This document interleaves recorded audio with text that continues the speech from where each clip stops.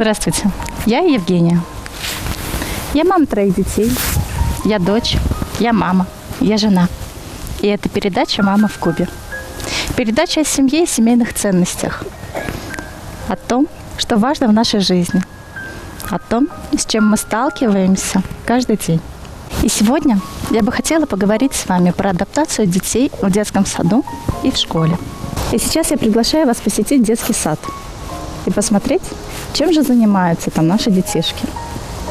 И позволить себе вспомнить свое детство.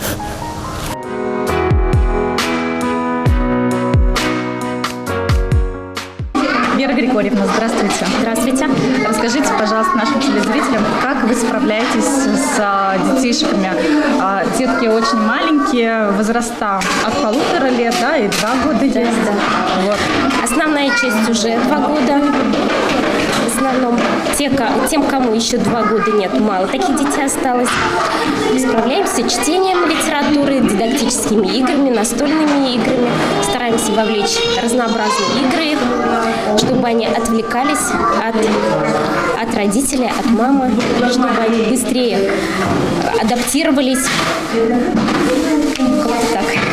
А в таких вещах, допустим, как кушать, есть же дети, которые, наверное, не совсем умеют ложку держать, пришли в садик. Вы помогаете? Да, обязательно. Действительно, когда только поступали дети, некоторые дети очень боялись даже ложку держать. Приходилось самим кормить, но при помощи их руки, берешь их руки в свою руку, ложку, и так кормишь детей. И теперь на данный момент уже дети сами начинают уже держать ложку. Неправильно, конечно, приходится переучивать их держать так, чтобы правильно ложку держали, учить их этому. Ну ничего, дети справляются, дети начали уже самостоятельно кушать. Мы сами пришли к вам в памперсы, скажем так, и как отучить ребенка от памперса? Какие советы вы дадите нам, родителям? Изначально, да, многие дети приходят в памперсах, что, в принципе, затрудняет нам работу, потому что памперс приходится снимать, сажать их в горшок. Мы обычно детей сажаем по определенному времени, стараемся, чтобы привыкали дети к режиму. И поэтому те, кто уже в памперсах, стараемся потихоньку отучать сами, самостоятельно, действительно. Уже просим родителей просто, чтобы приносили больше сменной одежды. Если обсикается ребенок или другое дело что-то сделает, ничего страшного, мы поменяем, почистим. Но главное, чтобы ребенок меньше ходил в памперсе, и так самостоятельно ребенок уже начинает сам проситься на горшок и отучается потихоньку от памперсов. Дорогие друзья, пришла в садик, Демьян увидел меня, расплакался. Вера Григорьевна, как же поступать в таких случаях, когда вот родители рядом и дети плачут? Очень жалко ведь оставлять их в садике. Да, прекрасно понимаю, что дети страдают, мамы страдают. Мамам очень тяжело расставаться с детьми, особенно тогда, когда ребенок плачет, видя его слезы, да, и больше переживаний, больше страданий. Сама мама, прекрасно понимаю. Чем быстрее мама с ребенком расстаются, тем быстрее ребенок успокаивается, и ребенку быстрее найти подход, начинает играть ребенок, реагирует лучше. Отвлекается. Да, отвлекается. Ну вот, дорогие друзья, теперь вы видите, какая непростая адаптация или такое, скажем так, сложное привыкание у наших детишек к атмосфере в садике. Но наши воспитатели прикладывают массу усилий, завлекая наших детей, развлекая их и обучая. Потому что даже я дома и не знала, что наш Демьян умеет лепить или рисовать.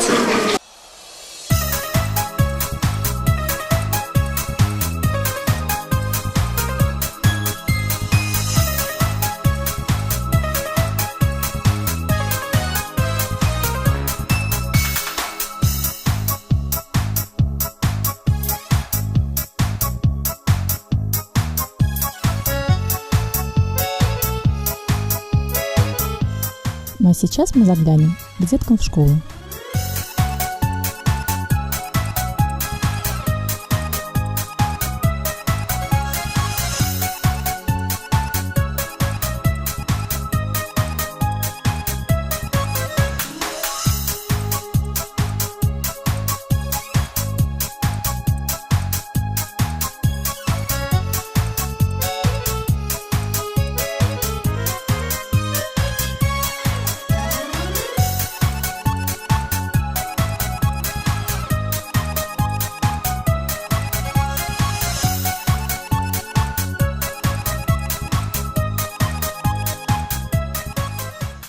сейчас мы с вами видели физкульт-минутку, 1 класс 7 школы. И их классный руководитель Елена Петровна расскажет нам, для чего же она нужна. Приходя в 1 класс, дети еще не умеют хорошо сидеть. Они очень быстро утомляются на уроке. Поэтому физкульт-минутки нам очень необходимы. Мы делаем их часто. На уроке можем по 2, по 3, для того, чтобы ребята немножко отдохнули, подвигались и с новыми силами принялись за работу. А нужно ли родителям дополнительно как-то заниматься с детьми? Потому что в 1 классе уроков не задают, а то, что на уроке, забывают они тут же, мне кажется. Вы правильно говорите. То, что мы сделали на уроке, это быстро улетучивается. Они ведь еще не воспринимают все в полном объеме. Поэтому нужно заниматься дома, конечно. А давать им отдохнуть тоже нужно или прям заставлять? Не нужно никого заставлять. Нужно это делать с перерывами. А еще мне самой очень интересно мнение психологов по поводу адаптации детей в садике и в школе. И за ответами на этот вопрос мы обратимся в психологический центр «Азамат».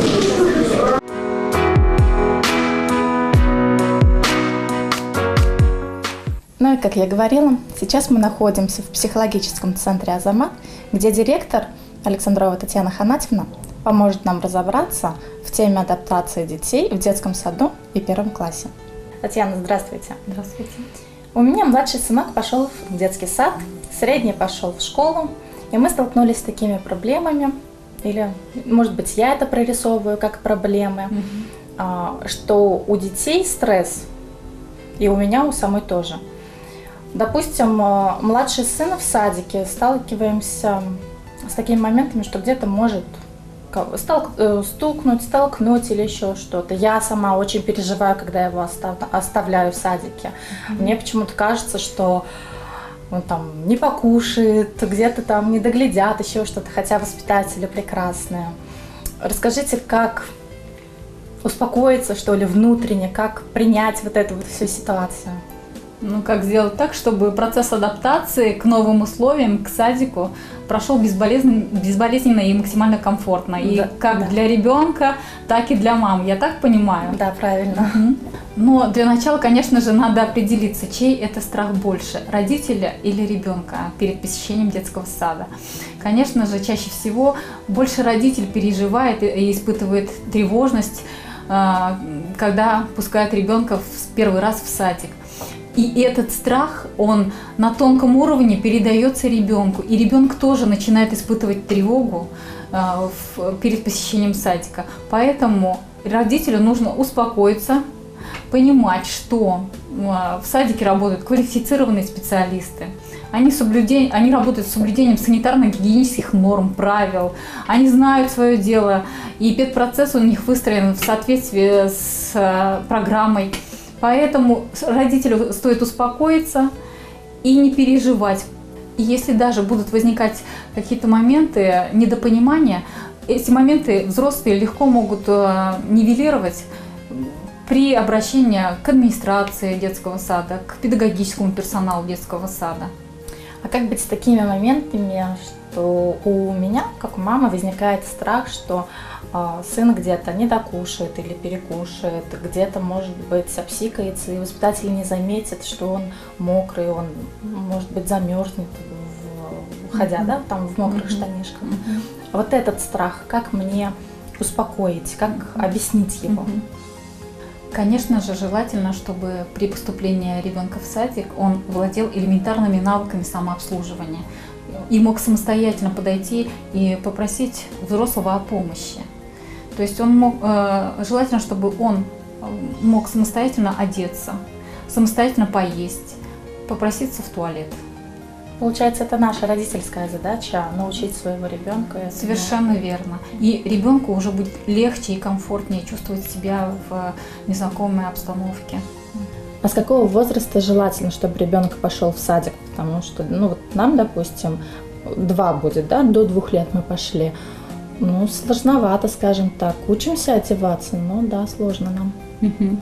Ну, вообще желательно, чтобы ребенок начинал посещать детский сад с 3 лет.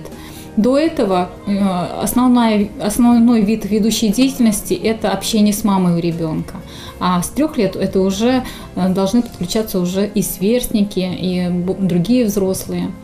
А такой момент, когда я ухожу, ну, то есть мы приходим в садик, я собираюсь уходить, мы отвлекаем его игрушками. То есть мы из дома принесли машинки, он у меня вроде как бы идет играть с этими игрушками. Если же Дема не отвлекся на игрушки, то, видя, как я ухожу, он начинает плакать. Но тут тоже, скажем так, для меня стресс, и я думаю, что для него тоже. Тут как поступать? Но чаще всего ребенок плачет, когда уходит мама, потому что он думает, что она не вернется. Поэтому самое главное не отвлечь ребенка в этот момент, не аннулировать его переживания, а объяснить, что да, я понимаю, что тебе тяжело оставаться тут одному, что ты привык быть со мной, что ты не хочешь оставаться, но сейчас у тебя появляется возможность общаться с новыми ребятами, получить новые знания, поиграть с другими игрушками. И много возможностей представляется тебе, когда ты остаешься здесь. И самое главное, дать понять ребенку, сказать ему, что я за тобой обязательно вернусь. Я не оставлю тут тебя навсегда. Каждый вечер я буду приходить за тобой и забирать тебя домой. Объяснять это. Да, обязательно. Чтобы он уже не боялся. И такой момент насчет вот игрушек из дома. Многие родители дают с собой игрушки, как бы это, скажем так, успокоение для ребенка, что дом с тобой, что какая-то связь сохраняется. Но тут ведь могут возникнуть другие ситуации, когда ребенок может потерять игрушку, кто-то может ее отнять у ребенка, элементарно сломать эту игрушку. Поэтому это дополнительные стрессовые и невротизирующие факторы для него. И поэтому стоит задуматься, стоит ли подвергать дополнительно вот таким моментам ребенка. А если вдруг дети не поделили игрушку, допустим, стукнули друг другу или еще что-то, родителям как себя вести? Лезть в это, разбираться, наказывать обоих или что? Любую ситуацию нужно разбирать индивидуально. Вот, если конфликт произошел из-за того, что дети часто бывает не поделили игрушку, то тут взрослым нужно объяснить тому, кто, скажем так, без спроса отнял игрушку, как нужно попросить вежливо, чтобы тебе ее дали без конфликта, а тому, кто грубо, агрессивно отреагировал на то, что его собственность отняли, объяснить то, что можно словами в этом случае сказать, что если бы у него попросили вежливо, никто бы не отказал и пошел навстречу. Дай поиграть. Да, конечно. Учить делиться. То есть учить ребят общаться, коммуницировать друг с другом. А может быть, есть какие-нибудь хитрости, что сделать родителям, чтобы у ребенка именно появилось желание идти в садик? Перед тем, как пустить ребенка в садик, можно с ним пройти экскурсию по территории этого садика, показать ему, что вот скоро ты подрастешь и будешь ходить в этот садик, получишь там много знаний, подружишься с ребятами, у тебя будет куча игрушек, с которыми ты будешь играть. То есть привлечь и сделать эту затею привлекательной для самого ребенка. А игры какие-нибудь? Может, как-то дома? Да, очень хороший вопрос. Можно с ребенком поиграть в садик. И в этой игре ребенок уже будет понимать, что его там ждет, какие режимные моменты существуют в садике, какие дети туда ходят. Он будет понимать, что более старшие детки ходят в одну группу, младшие в другую группу, что есть там сон, есть моменты развивающих игр. То есть он уже будет идти не в неизвестность, а он уже будет осознавать, что его там ждет. Татьяна, а насколько важно именно вот это посещение садика ребенком для самого ребенка? Безусловно, дошкольное образование очень важно для детей. Как в развитии высших психических функций, таких как внимание, мышление, память, так и для того, чтобы они научились взаимодействовать, общаться со сверстниками. Это очень важно, так как, начиная посещать школу, ребенок не только овладевает учебными навыками, но ему в силу обстоятельств необходимо взаимодействовать со сверстниками. И где, как не в садике, он научится этому навыку. Поэтому это очень важно, посещение дошкольного учреждения. Ну и как раз заговорили о школе. Как нам, родителям, взрастить, наверное, желание ребенка идти в школу, либо вообще, чтобы это желание было у ребенка? В первую очередь родители не должны высказываться в негативном свете как о школе, так и об учителе в присутствии ребенка. Если даже возникают какие-то моменты недопонимания, их целесообразно подойти и обсудить в школе непосредственно с педагогом. Все решаемо, и педагоги всегда идут навстречу родителям. И родителям желательно прислушиваться ко всем рекомендациям, которые дает им педагог по поводу касаемо и воспитания, и обучения ребенка. Ведь педагог, он плохого не пожелает и не посоветует. Он этому обучался. У педагога есть определенный опыт в этом деле, поэтому максимально нужно прислушиваться к словам классного руководителя и быть с ним в тандеме. И это будет уже гарантией успешного обучения ребенка в школе и мотивации обучаться в этой школе. И по поводу кружков. То, что вот я, допустим, детей отправляю, что среднего первоклассника, что старшую 3 класс, во множество кружков. То есть они у меня посещают разные секции, разные кружки. Правильно ли это давать ребенку вот такую нагрузку? Ну, вообще все индивидуально. Есть дети, которые способны охватить весь этот пласт, который ему предлагает родитель. Но бывает, что тут играют больше амбиции родителей, нежели возможности ребенка. И родитель нагружает, а ребенок физически не может выдержать этого темпа и этого объема. Поэтому, если вы видите, что ваш ребенок спокойно переносит все вот эти вот нагрузки, то вперед и в космос. Ну вот если с желанием ходит. Да, то можно. Да, можно. Но если же вы видите, что да, вы хотите всестороннее развитие, и танцы, и пение, и рисование, и какие-то интеллектуальные там кружки, а ребенку это тянуть тяжело, то стоит уже сделать выбор в пользу ребенка и снизить нагрузку. И еще вот один очень важный момент хотелось бы подчеркнуть. Если ребенок у вас пошел в 1 класс школы, это и так для него, скажем так, нелегкий период адаптации к новым условиям. И если вы в этом возрасте, в этом классе добавляете еще нагрузку в виде других кружков, ребенку будет очень тяжело освоить это все. Поэтому, если он уже посещал эти кружки раньше, в дошкольном детстве, они так и остаются. Новых не прибавляем. Если же хотите внести что-то еще новое в жизнь ребенка, то это со 2 класса обучения. Желательно. Да, целесообразно так.